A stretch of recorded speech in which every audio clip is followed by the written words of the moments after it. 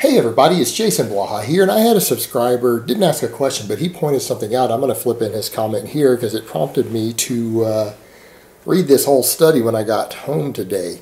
But he basically said, hey, I found a study that in some ways shows bodybuilders are right. People who train on bodybuilding type splits don't benefit from a lot of protein in one feeding compared to people who do full body. So let me put on my +5 hat of weaponsmithing, do a little bit of my crafting busy work, and see if we can skill up our crafting anyways. And let's talk about this. All right, I'm going to link the study down below. It's a study from just a couple months ago, so it's fairly recent. It's pretty interesting because they looked at quite a few different variables here. They looked at guys who had a lot of muscle, guys who had less muscle, guys who they had do full body training versus split routines. All right, and then they looked at post-workout protein feeding. And they noticed some interesting trends, and some of it didn't match their predictions of what they thought they were going to see. Now, one of the things that was noted was, irrespective of what group they were in, the people, as far as how much muscle they had, these healthy young men, and that's what they used for test subjects. They didn't use mice, they didn't use rats, they didn't use old people, they used healthy, young, athletic men, which is what a big chunk of you are who are listening.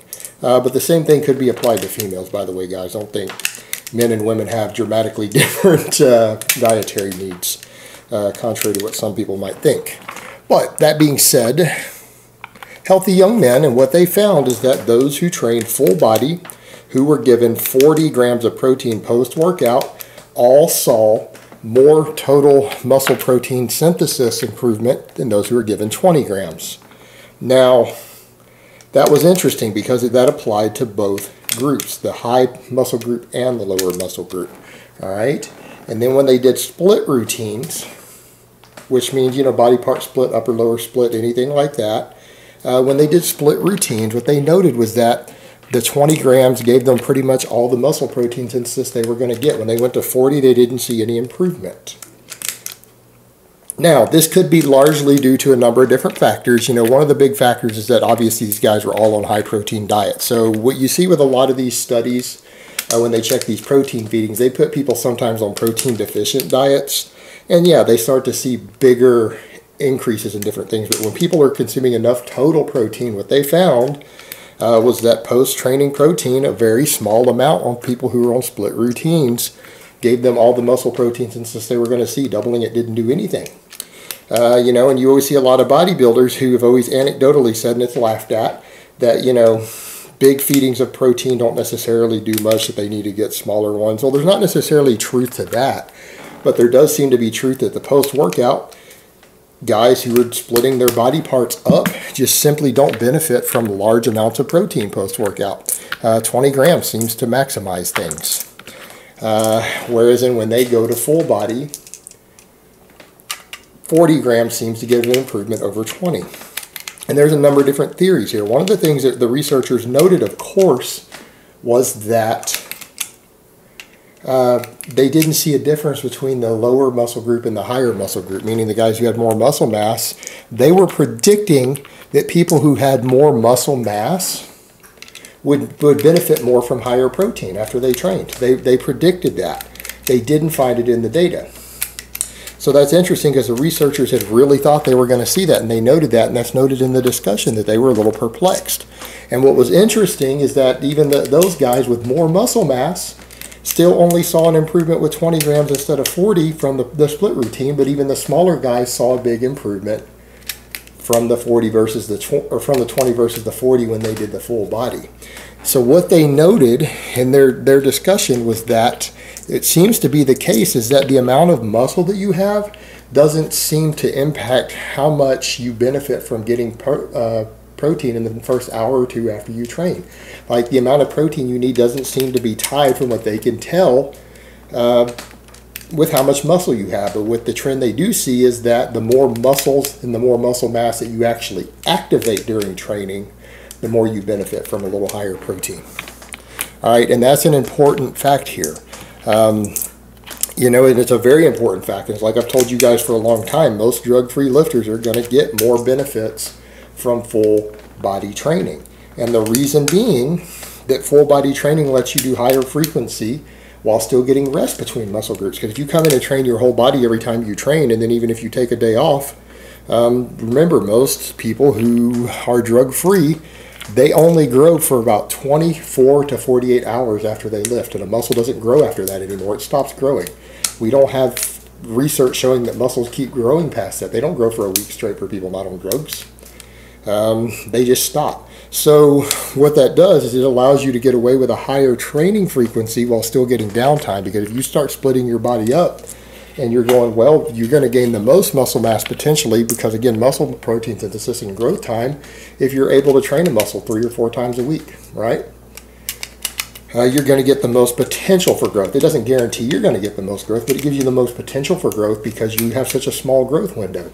But when you start splitting things up, it becomes very difficult to train a muscle 3 or 4 times a week without being in the gym almost every day. Being in the gym almost every day, lifting weights almost every day, can cause certain types of burnout faster. It can cause certain overtraining faster. It can cause overuse injuries faster. It can impede recovery ability in and of itself, particularly if volume or workload gets too high. Daily training usually requires paying close attention to those things for drug-free lifters. So because of those factors, you generally find that most drug-free lifters are able to gain a little muscle a little quicker doing full body, simply because it will let them take days off in between actually training while still hitting everything at a high enough frequency to get it to grow. And what's noted is that what people need to remember, they're like, but you know, someone could come in and train really high volumes of legs, and shouldn't they get just as much muscle growth and stimulation as a guy who did the full body? Well, no, because just because you stimulated your legs with more sets doesn't mean you stimulated large amounts of more growth. It doesn't mean that you activated a lot of new muscle fibers. You might have activated a few more by doing that 5 or 10 extra sets, but it's not dramatically different. You're just activating the same muscle fibers, so the same muscle has been activated. All right? And what they noted is that the need for the protein or the benefits of it come from total muscle activation. Why? Because total muscle activation is what causes your actual muscle growth. You know, and at a certain threshold, activating and fatiguing a fiber and stimulating growth in the same muscle fiber multiple times in the same training session over and over doesn't necessarily produce more growth in it. A muscle fiber is only going to grow so much from training.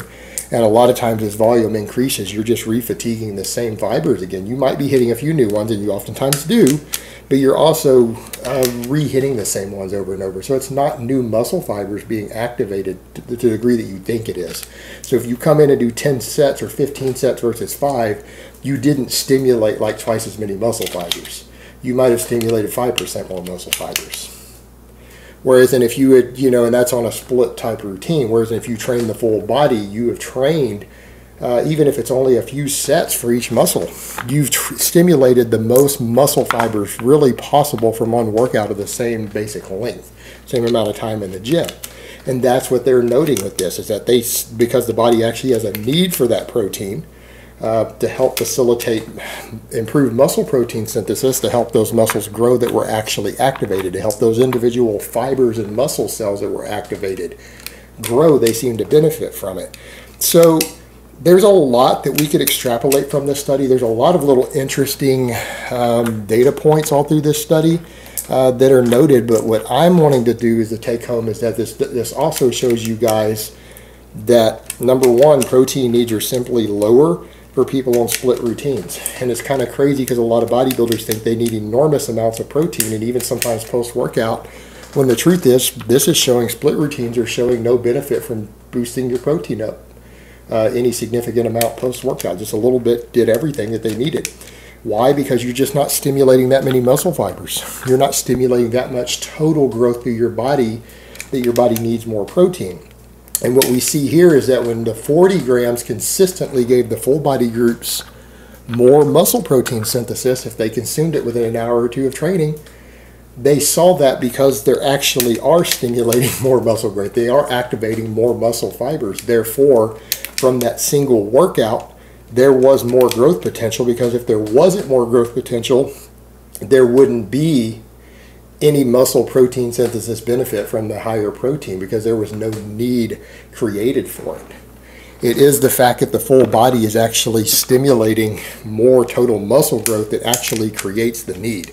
And that would be the best extrapolation you could draw from this data when it comes to actually applying it to the real world. What does this post workout muscle protein synthesis based on protein intake tell us?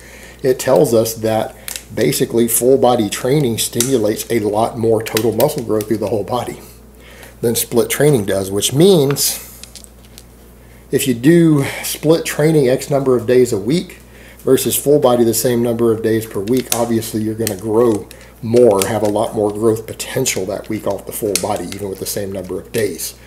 Simply put, because when we're seeing here, we could almost extrapolate that it might be stimulating as much as twice as much total muscle growth from a single workout, which is pretty significant. So again, what this study shows, in some cases it does tell us a little bit about protein intake, but I think the better take home from this study was not that, but rather that it is further evidence that full body training itself, even with the same amount of total time spent in the gym and same number of total sets, basically stimulates more muscle growth. That's essentially a good take home that we could extrapolate from this data. And I think that's pretty interesting because again, this is just another study taken from a different angle that actually shows some actual benefits to full body training, which is generally what I promote. All right, guys, but that's really all I have to say on that today. I hope it's been informative, and I will talk to you guys next time.